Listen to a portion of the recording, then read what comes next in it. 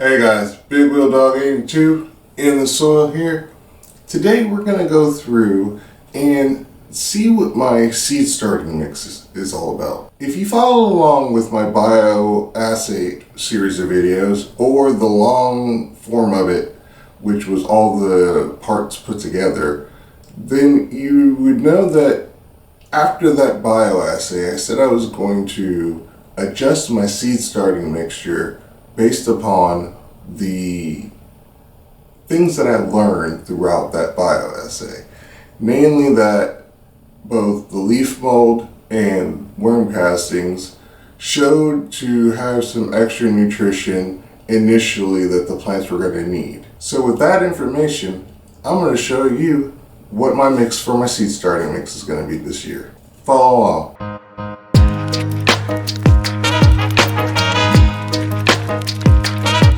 So now we're going to go and take each one of the inputs that we're putting into the seed starting mix. We're doing those part by part, or input by input. So the first input that I have that's right here in front of me and up here in my grow room is Vermiculite. I didn't specify Vermiculite in my video per se, but I decided to throw it in as another amendment just because I wanted to ensure that there was decent water holding capacity, which is what the Vermiculite will aid me in doing. So Vermiculite is a bonus that I'll throw in here in the beginning instead of waiting until the end of the video to say something about it. Alright, so with that, let's go get everything else. Here I get my castings from. It is not ready for a harvest or anything yet, but I figured I'd give you guys a Steadicam view for the first time because everything else has been hand shot of the bin and what the worms are doing. So here we go.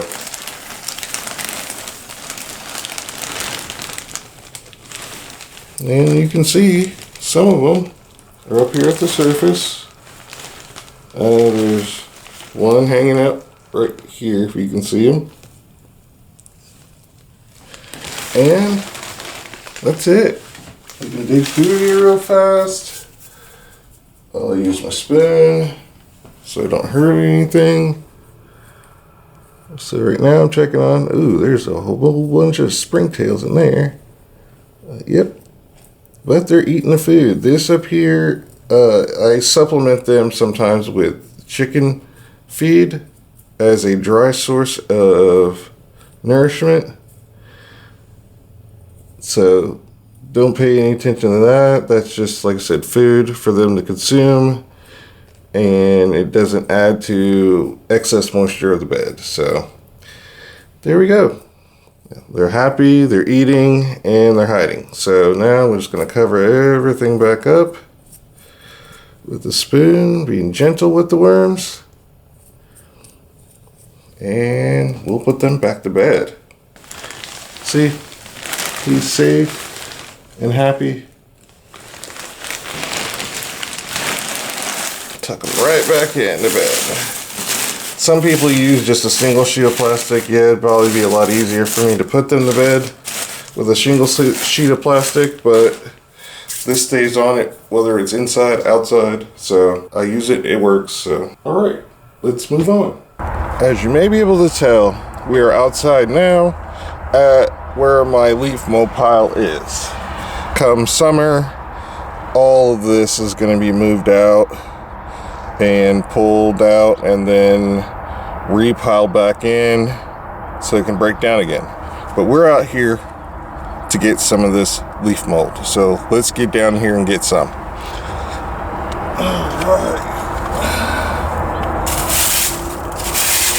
Here we go. We're getting there. Most of this is this year's leaves, but down here we start to get to what we want, which is this stuff right here. All the dry leaf off of there. Yes, nice broken down leaf mold. So we're gonna get it. Put it in here. We are going to be sifting this just like we do the worm castings.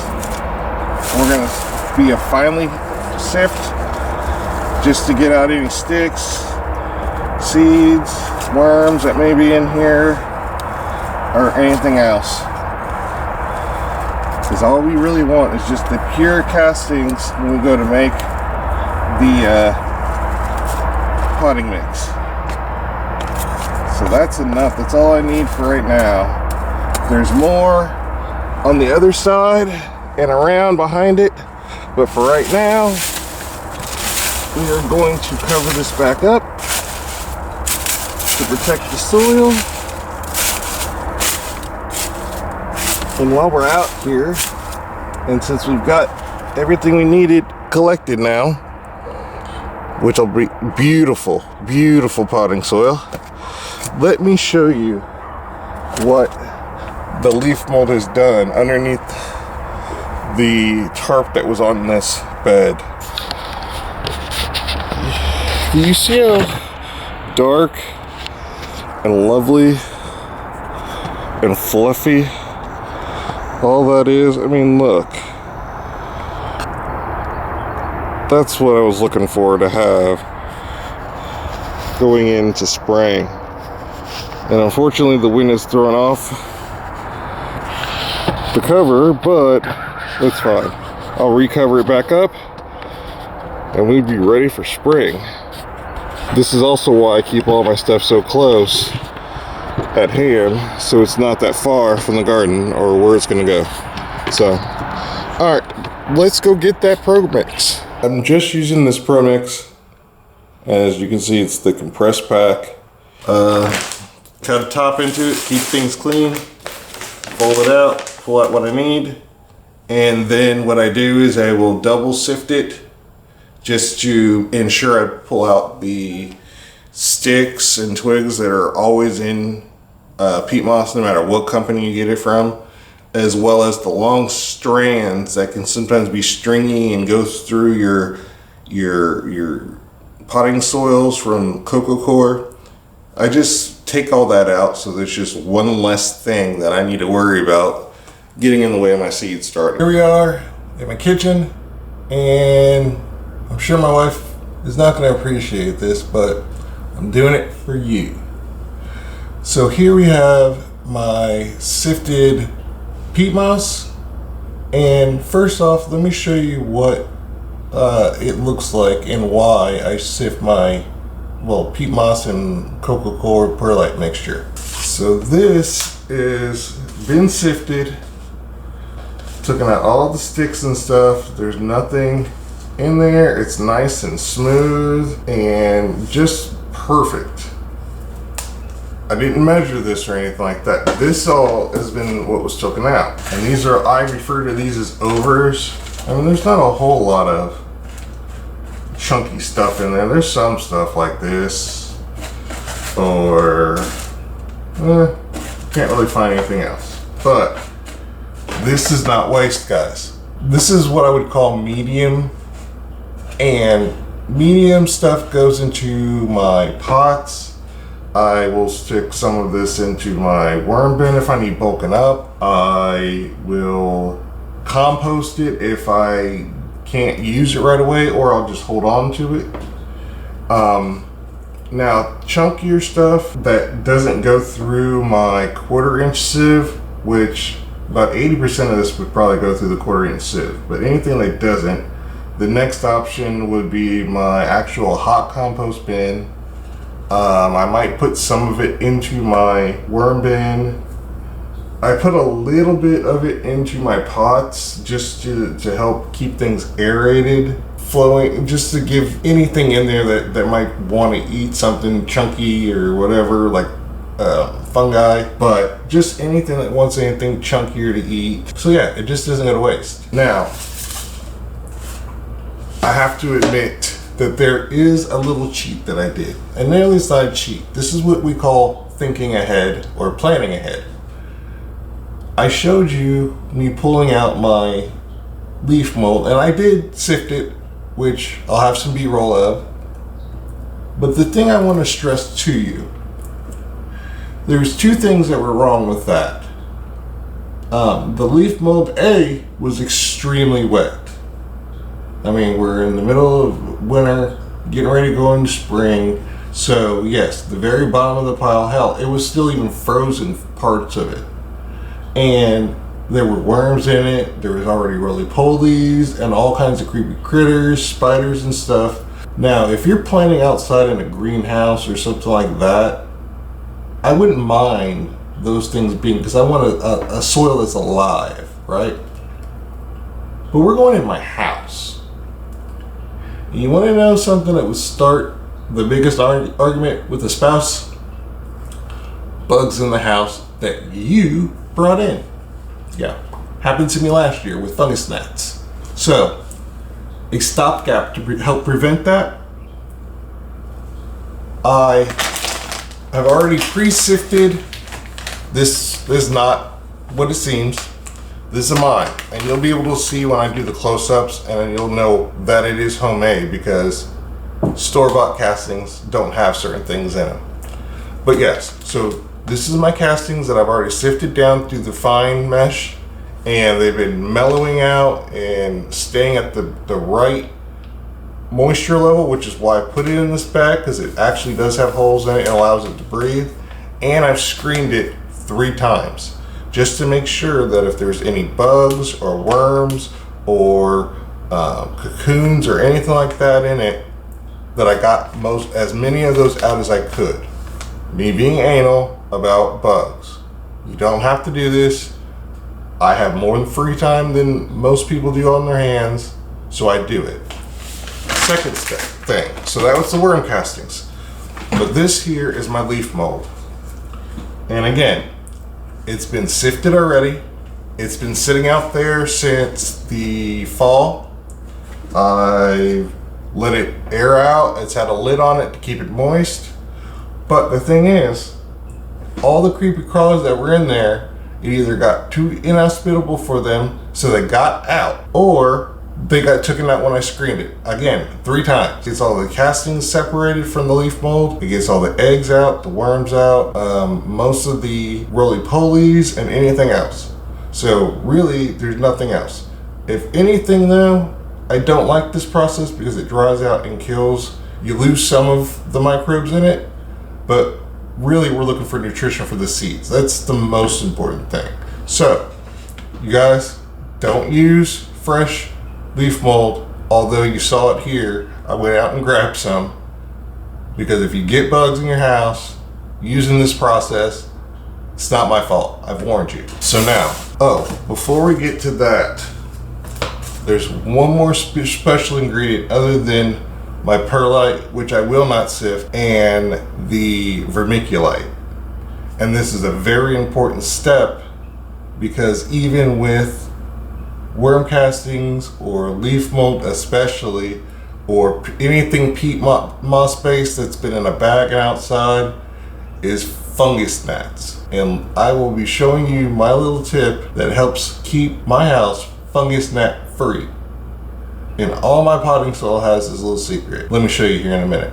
Now, here's the secret. The secret sauce to my recipe, which guarantees there's no fungus gnats, whether it be in the pro mix that I'm using, my leaf mold, which highly likely, or less likely, my worm castings, because they stay covered, they're inside, there's no flying insects in there at all, so I don't have to worry about fungus gnats there. That secret, mosquito dunks.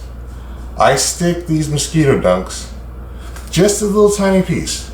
I break off a piece, crush it up so it's nice and fine, and I take just a little bit and throw it in to any mixed recipe. It might sound weird. Some of you might think that it's crazy or have never heard of it or anything like that. This is not something that I've made up or created myself.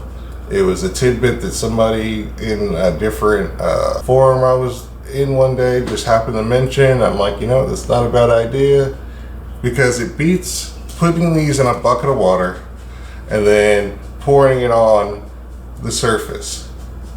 And while that does work, last year I had an infestation, and no matter how many times I did that without wanting to flood the nutrients out of the potting soil or kill my plants by watering too much, those little buggers just always survive some way, somehow. And because I like to grow in see-through plastic so I can see the roots and see how everything's doing, it made it so much more obvious that they were still alive. So this year, we're not even playing. This stuff will release the bacteria, which is just a certain strain of BT that kills the larva of the fungus gnats specifically. So it's the donuts or the bits. The bits work the same exact way. So you don't have to worry about watering, scooping out water out of a bucket that you're holding or anything like that. It's just already there in the soil. Let me go ahead and crush a little bit of this up. I'll show you how much I actually use, and we'll go from there. And we're back, and off camera, I took a small piece, as you can see there. Hold on, try to get a good angle. Just a teeny tiny piece of that donut. Broke it off, high river. You gotta go, buddy, go.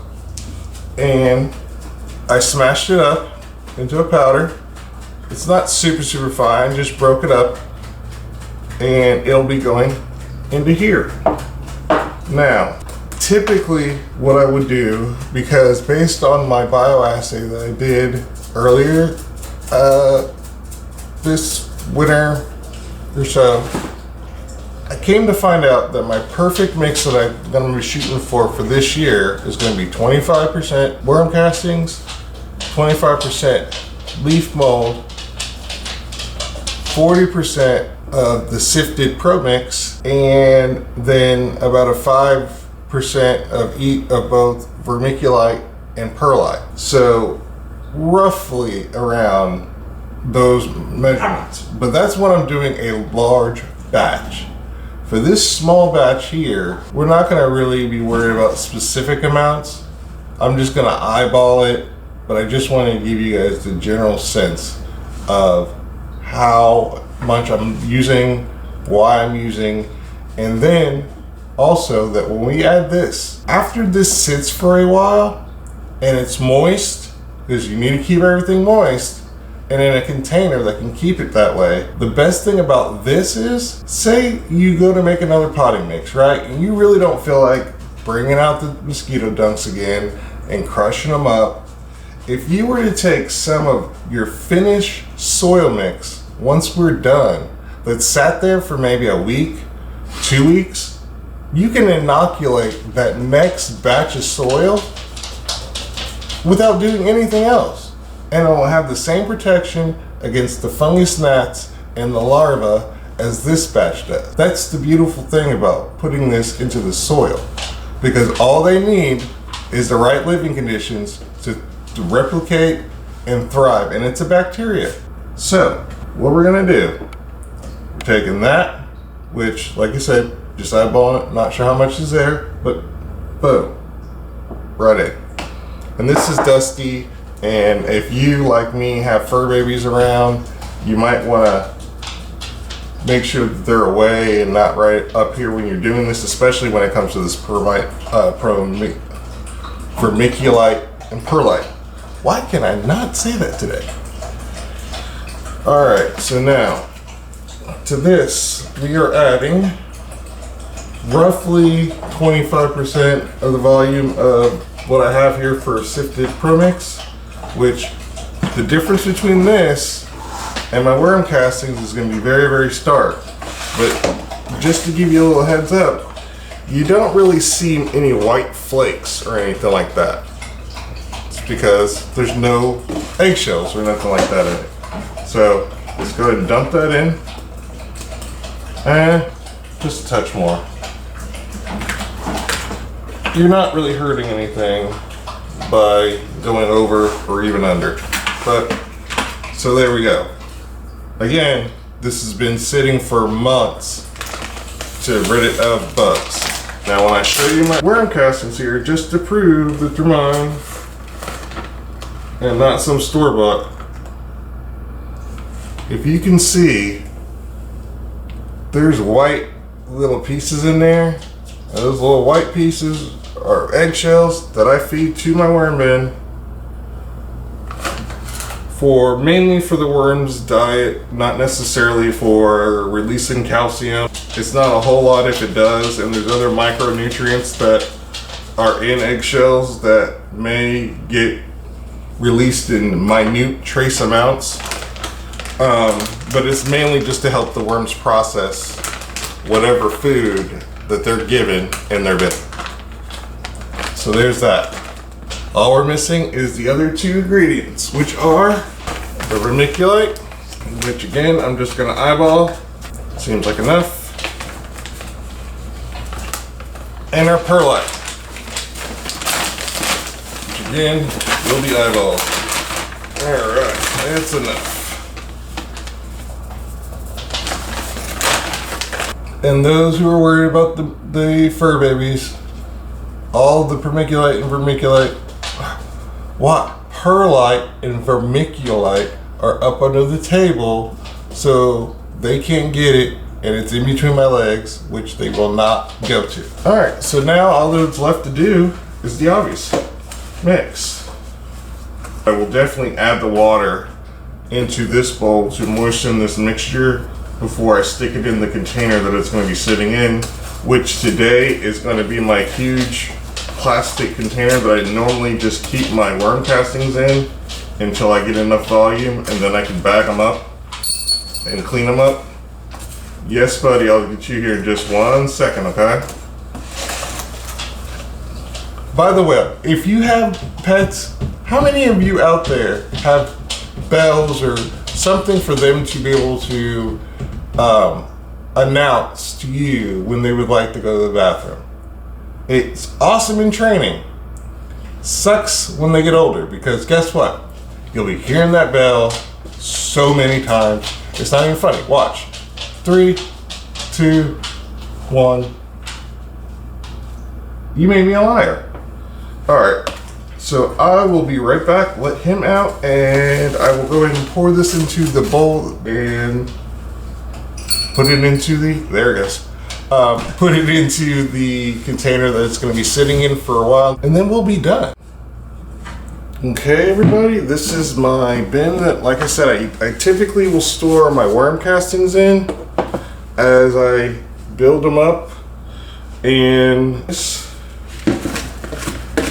brand new seed starting mix will go in here. And I typically will give this about a week or so just to sit.